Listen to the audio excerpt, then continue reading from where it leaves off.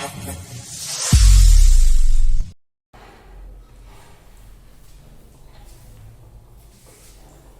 Classes में हमारा topic चल रहा था न्यूक्लियस का। न्यूक्लियस का जो टॉपिक है वो चल रहा था हमारा यानी कि नाभिक का। और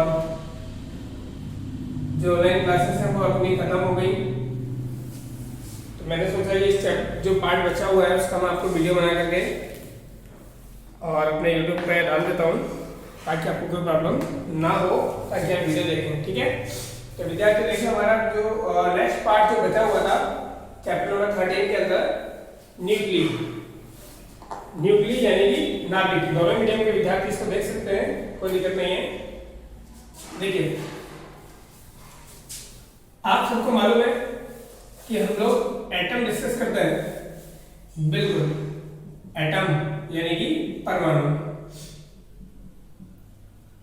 और पिछले चैप्टर में हम लोग ये पढ़ के आ चुके होते हैं कि परमाणु का जो सेंटर पार्ट होता है, जो केंद्रीय भाग होता है, वो होता है नाभिक यानी कि न्यूक्ली। बिल्कुल, इतना भी हमें मालूम है।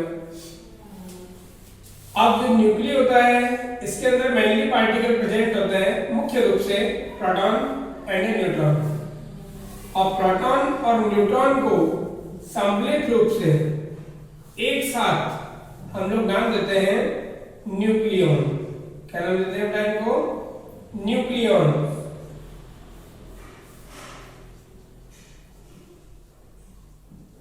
न्यूक्लियॉन्स हम लोग इनको नाम देते हैं। ठीक है, तो न्यूक्लियॉन्स कभी आपसे पूछा जाए व्हाट इज न्यूक्लियॉन?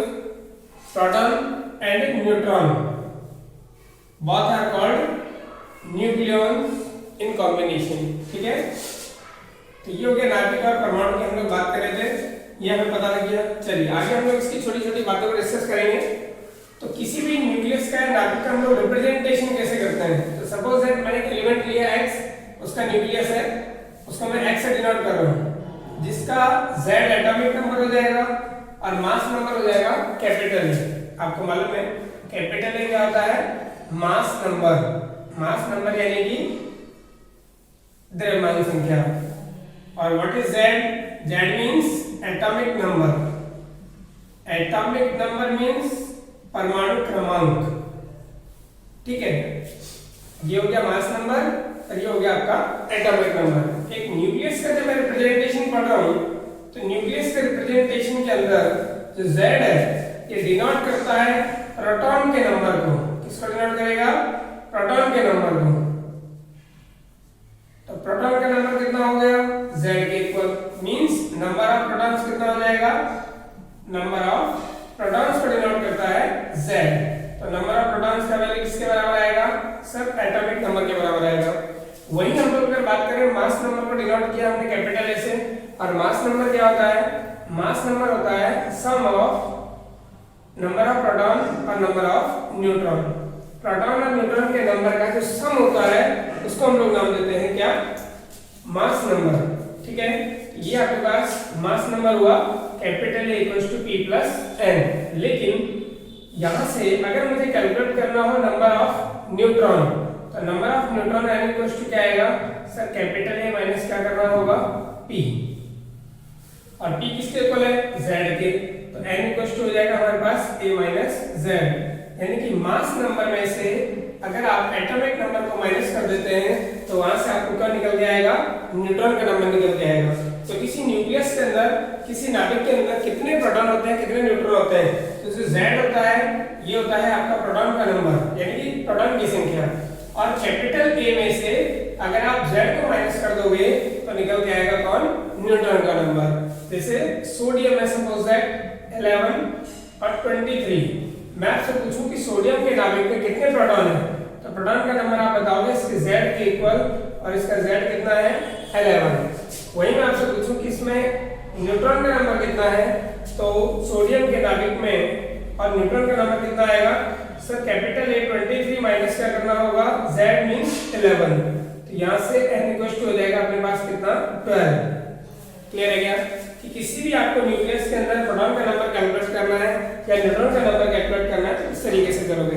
एक छोटी सी बात और मैं आपको बताऊं कि कैपिटल A को हम लोग बहुत बार जो है एटॉमिक मास कंसीडर कर लेते हैं या एटॉमिक वेट कंसीडर कर लेते हैं तो ये एटॉमिक मास नहीं होता है। ध्यान से सुनिएगा, एटॉमिक मास और मास नंबर दोनों में डिफरेंस होता है। मास number is not possible in decimal. ध्यान से सुनिएगा, मास नंबर जो है ये डेसिमल में पॉसिबल नहीं होता है, और जो एटॉमिक मास है, एटॉमिक वेट आप जिसको कहते हो, ये डेसिमल में भी पॉसिबल हो जाता है। एटॉमिक मास जो है वो एवरेज होता है किसका, मास नंबर्स का। और एवरेज मतलब ये होता है कि जितने भी आपके न्यूक्लियस हैं, सपोज दैट ये आपका न्यूक्लियस है, एक हमने न्यूक्लियस ले लिया X, ठीक है, इसके जितने भी आइसोटॉप्स हैं, जितने भी आइसोटॉप्स, अभी बताने की जरूरत नहीं है आइसोटॉप्स और आइसोबार क्या होते हैं। Isotopes Z capital A nucleus है, एक दूसरा न्यूक्लियस है Z कैपिटल A, लेकिन मैंने यहाँ पे क्या कर दिया कि Z तो आपका सेम है, एटॉमिक नंबर सेम है, और यहाँ पर मास नंबर मैंने क्या कर दिया डिफरेंट। फर्स्ट वाला जो न्यूक्लियस है उसका मास नंबर कैपिटल है और सेकंड वाले का A डैश है।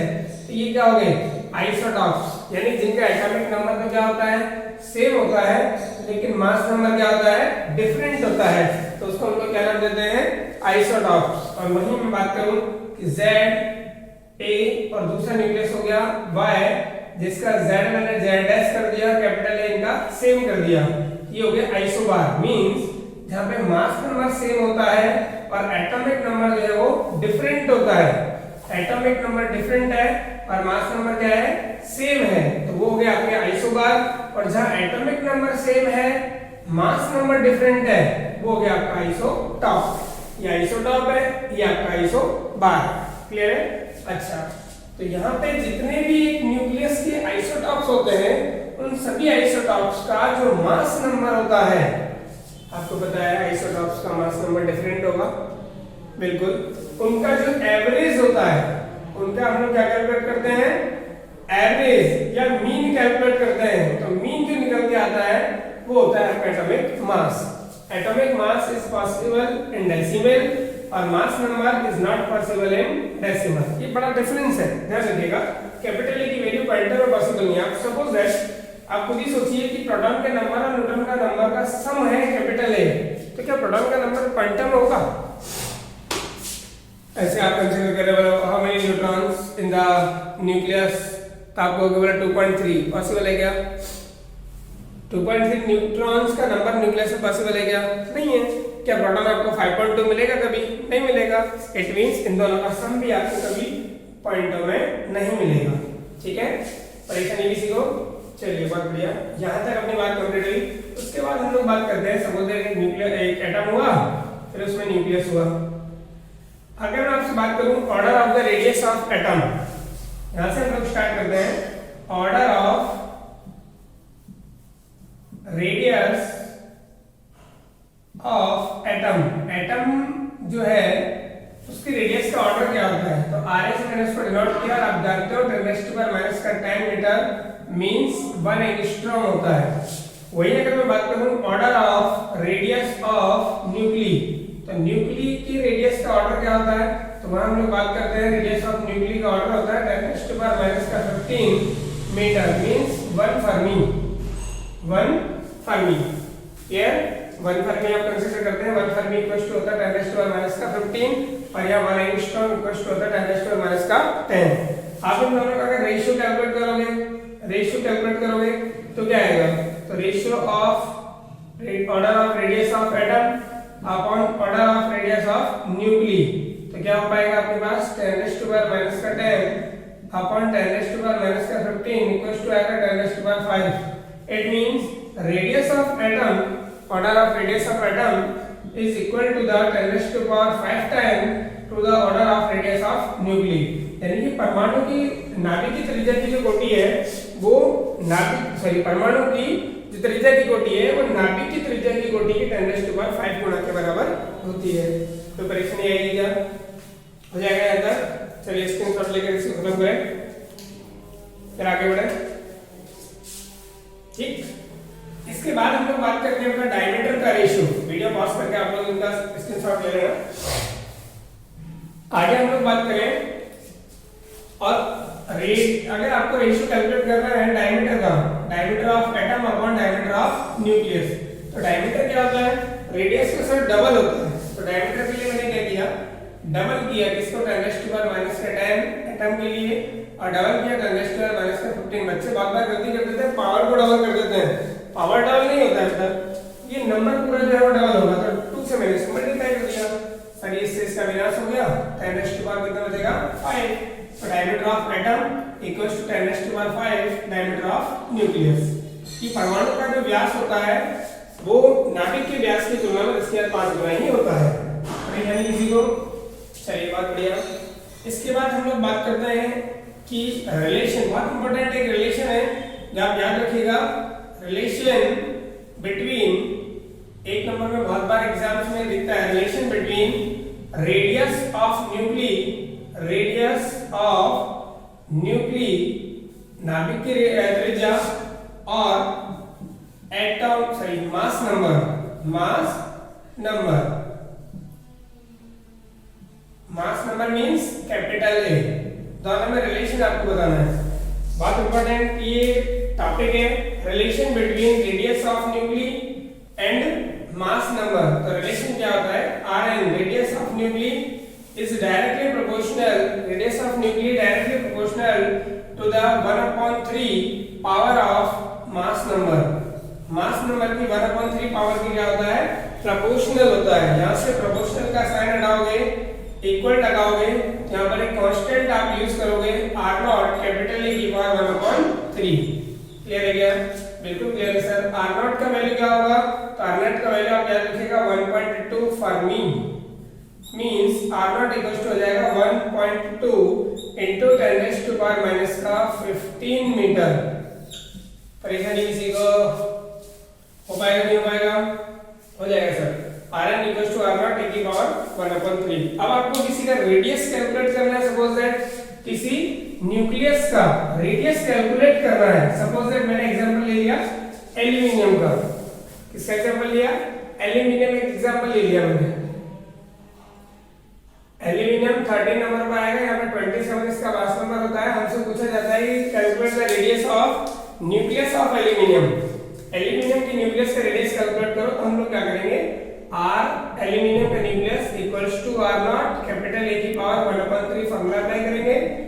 R L equals to R0 1.2 fermi means 10⁻⁻15 metre हो गया। फर्मी हटाने के लिए हमने 10⁻⁻15 यूज किया। कैपिटल ए की वैल्यू कितनी है, कैपिटल ए की वैल्यू है उसके लिए 27, और 27 की पावर क्या करोगे 1/3। तो R aluminium radius of nucleus of aluminium 1.2 into 10⁻⁻15, और यहाँ पे 27 की पावर अगर आप 1/3 करोगे तो कितना होगा, ओनली 3। परेशानी किसी को, बिल्कुल नहीं। यहाँ पे RAL इक्वल्स टू हो जाएगा आपके पास में 3.6 into 10⁻⁻15 मीटर मींस 3.6 फर्मी। तो इस तरीके से आप किसी भी न्यूक्लियस का रेडियस भी कैलकुलेट कर सकते हैं जिसका आपको मास नंबर पता हो।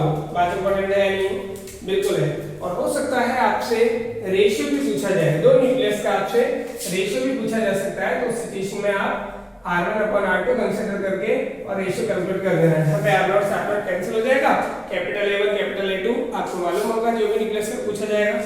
परेशानी किसी को, हटाएं इसको। चलिए स्क्रीनशॉट ले लीजिएगा, बाकी मैंने आपको ग्रुप में नोट्स के सेंड कर दिए हैं।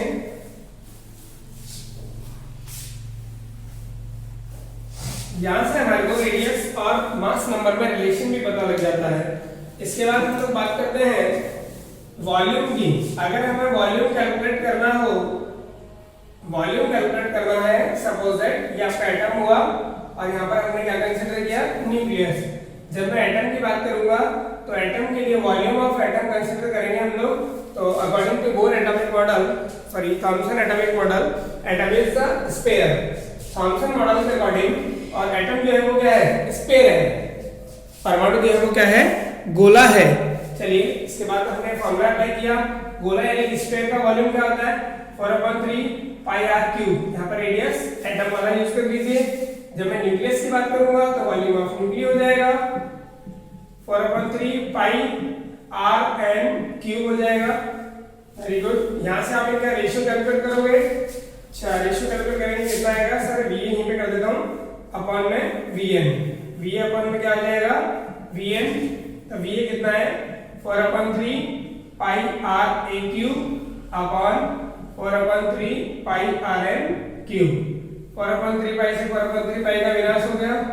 वी अपॉन में क्या आ जाएगा वी एन इक्वल्स टू क्या होगा, तो यहाँ से R A upon R N दोनों की पावर कितना हो जाएगा 3, तो वी ए अपॉन में क्या आएगा V N equals to R N. मैंने आपको बताया radius order of radius of atom 10⁻⁻⁻, और यहाँ पे न्यूक्लियस हो जाएगा 10⁻⁻15 और पावर कितना है +3। यहाँ से इनसाइड अगर सॉल्व करोगे 10⁵ आएगा, पावर 3 करोगे तो 10⁻15 हो जाएगा। परेशानी, तो वॉल्यूम ऑफ एटम या order of volume of atom is 10⁻15 times to the volume of order of volume of nucleus. यानी कि जो परमाणु है एटम है उसके वॉल्यूम जो है, उसके वॉल्यूम की जो कोटि है ऑर्डर है वो न्यूक्लियस के वॉल्यूम के ऑर्डर के 10⁻+15 टाइम्स होता है। ठीक है, अगर आपको इंडिविजुअली किसी न्यूक्लियस का और वॉल्यूम कैलकुलेट करना है तो क्या करोगे, ध्यान रखिएगा न्यूक्लियस का वॉल्यूम, तो आप यूज करोगे 4/3 पाई आर क्यूब।